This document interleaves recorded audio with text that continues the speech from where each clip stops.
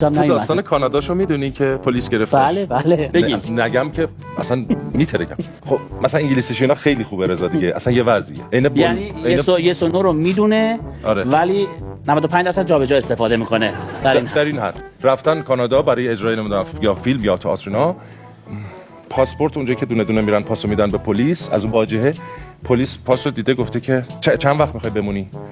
این به جای اینکه بگه 10 days 10 روز گفته 10 years 10 سال.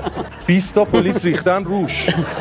آره با قپونی بردنش توی اتاق. آخه پلیس نگاه کرده گفته ویزای مثلا بهش 3 ماهه دادیم، تو چش من پلیس نگاه داره میکنه، بهش میگم چند وقت میخوای بمونی اینجا؟ پر رو میگه 10 سال.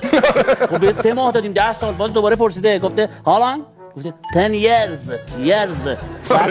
بعد داشتن میبردنش با اون دوستانی که بوده، گفته علی اینا دارن میبرن.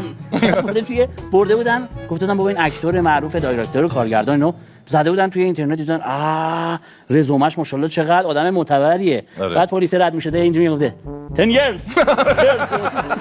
یه بارم گفتن که برای چی اومدی خارج از کشور یا کجا داریم، به جای اینکه بگه آیم توریست گفته آیم تروریست. اونجا دوباره گرفتن و کردن تو گونی و قپونی زدن و 5 ساعت اون توپ زدن و تا دوباره رزومش رو آوردن دیدن این نه افتخار رضا عطارایی.